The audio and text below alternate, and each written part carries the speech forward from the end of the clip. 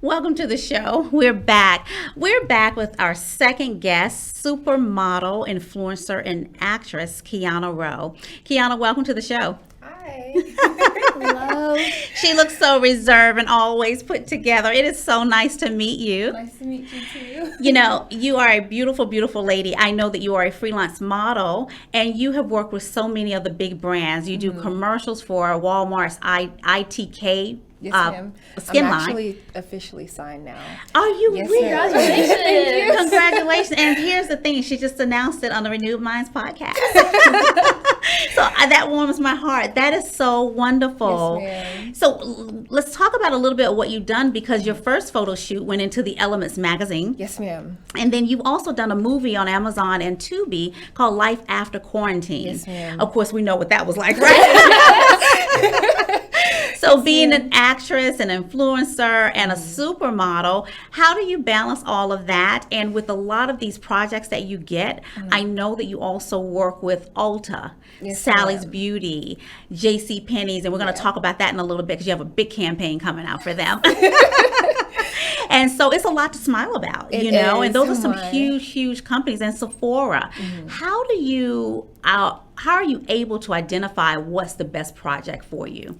So, how my agents figure out what the best project is based off of how much money and what the requirements are. So, say that I'm already booked up for something else, and say that what I'm already booked up for isn't as much money as the next project, but the one that I'm booked for is maybe, you know, for a day or two, but the bigger project is for 2 days, and I might have to fly out and kind of, you know, cut set a little short for the first project. So sometimes they would kind of make arrangements like, oh, we'll just tell, you know, the person that you're already assigned to for that day that, oh, you probably can't make it because this one is a bigger campaign, it's a bigger client, and bigger clients mean bigger money. Yes. And then a long range of just opportunities after that. Yes.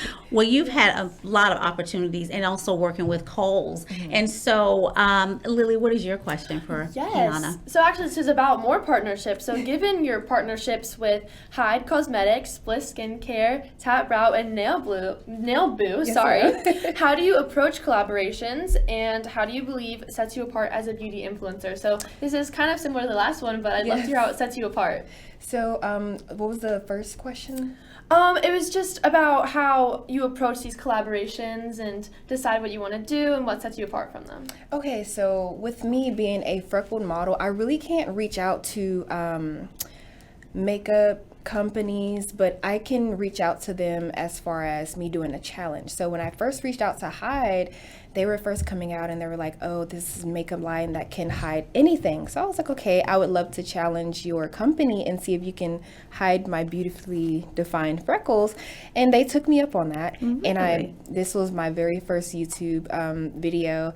And I knew nothing of what I was doing. I'm just like, okay, I have someone that's interested in working with me. So what I did was I hid half of my freckles and the other half were showing. So I was just like, okay, this company is like really good. And I'm not putting on makeup to hide my freckles. It's kind of like something fun. Right. So after I saw that the company was true to what they were saying, I started to work with them more because people don't know what I look like without my freckles, and I didn't know what I looked like without my freckles. So it was kind of like on the fun end, but people were telling me that they were like, oh, don't ever do that again. So I'm just like, well, this is for fun, but people are like, no, we love your freckles, you know, leave them alone. So that's when I kind of transitioned to skincare. So Bliss Cosmetic, Bliss and Nail Boo and all that other stuff. So that's how I approach it, me personally. Your freckles are gorgeous. Thank guys. you. Gorgeous. They are so fabulous. A very beautiful young lady. Thank you. You know, when you talk about modeling and going on the calls that you have to go on to see if you get the job, that can be very strenuous on someone's mind, even an adult, definitely a young lady like yourself. What allows you to be able to tap into your inner strength to say if you don't get a job that you really, really want it? Yeah. How do you not let that affect your self-esteem? And how do you not take it personal? Because it really has nothing to do with you, right? So how do you stay grounded and just stay in that place of, I know who I am, this doesn't define me, and I'm not going to give up? Exactly. So my approach to that is I take everything that you said and realize that it's not about me, and I pray a lot. So I would pray and ask the Lord, like, God, if this opportunity is for me, please let it go all the way through. If it's not for me, please close the door. And sometimes the door will close and I'll be like, okay, I already prayed about it. Like, I can't. You're like, God, I really wanted that. Yeah, I really wanted that, but I shouldn't have said that. Right. I mean, like, God, I actually wanted it. But how I keep my spirits up is I will look at it as, okay, I have something bigger coming. Maybe that wasn't for me because maybe it was for someone else, and I don't feel like any opportunity that I had was ever lost. It was just never mine, and I have something else that belongs to me. So that's what keeps me going forward. That's profound. Yes. That's profound. Yeah. Everything happens for a reason. It does. It does. Yes. And when you can live that way, it allows you to live in peace. Yes. And there's nothing like peace. Right. There really isn't anything like peace. Go ahead, Lily. I'm sorry. I don't want to cut you off. Oh, no, you're fine. This is perfect. But this one kind of builds off of the question you were just asked. But how do you stay true to yourself and your values while navigating the demands and expectations of the industry, especially in terms of empowering messages for women and girls? So that is a really good question. I'm so glad. I was hoping someone would ask me that question one day. So how I approach everything when it comes to that, I tell people when I'm just regular daily stroll in the park or at the mall or wherever my fans may see me, they would approach me and they'll be like, oh my gosh, you're so beautiful. And I'll be like, listen, you're beautiful too. We all have our own destiny. So whatever your destiny is, just know that every door that's going to open is for you. Don't ever compare yourself to anyone else. So that's why I tell people with me in modeling, like, it's no competition. I know what I'm there for. You know, I'm only in competition with myself, and they should be in competition with themselves either. And just because someone is pretty, that doesn't mean that they're taking away anything that is yours. That doesn't take away any of your beauty. That doesn't take away any opportunities that you may have along the line. So it's kind of like I let them sit there and think about, okay, I am beautiful. I can have anything that I want. No one is taking anything away from me. So it's kind of like I have them reroute their mind of, okay, what's the root of my problem? If I do have one, am I confident enough in myself? Do I feel like someone else is more beautiful than me? And that's when the conversation takes a turn. Yeah. Excuse me. That's when the conversation takes a turn, because I would talk to them to see how their mind is working, to see like, okay, what can I help them speak life into them? Like, what parts of themselves do they need help with? Because some people don't know how to speak in life into themselves. Right. So that's where I come in. Yes. So I would continue to talk with them and just be like, what are they about to say? And then they would, expose everything like, oh, this, that about myself. And I'll be like, listen, everyone is unique in their own way. They are, yes. Whatever makes you unique is what makes you beautiful. That's like the beauty standard, I tell them, just get beauty standards out of your mind. There's no such thing as a beauty standard. Right. There is a beauty, but there is no standard. Beauty means that it's, in my definition, beauty is something that makes you unique. Right. So whatever makes you unique, that makes you unique. That doesn't make them unique. It's not called them unique. It's called unique. Well, I'm glad that you talk to them in that manner, because a lot of times people don't know. And when we get into a situation where we feel valueless, that we don't know our worth, it can put us in a very, very sticky situation in life in general. I want to talk briefly before we're almost out of time, but I have to get to this point with you. You sat down one day and you wrote a note. Yes. And in that note, you really wrote it to God. Yes, I did. And fast forward, you didn't realize that what you were writing down was really your purpose. Yes. And what you wrote down, because God says in Habakkuk 2:3, write the vision, make it plain. Oh, and so you wrote the vision and you made it plain. And here you are today.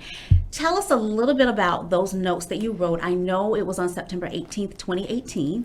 Could you tell us just a little bit about what those notes was about, and how did it make you feel to know that you literally wrote a note to our daddy, Jesus Christ, and he listened, and he didn't just answer your prayer. He just opened up the windows of heaven over you and poured you out with so much overflowing blessings. Tell us a little bit about that. Okay. It's a little funny story. So I'm used to talking to myself in the shower, giving myself interviews, because I was just like, okay, one day I know that I'm going to tell my story, I'm going to share my story, because I went through too much to not share my story, because I know there's a lot of people that went through what I went through and they feel alone.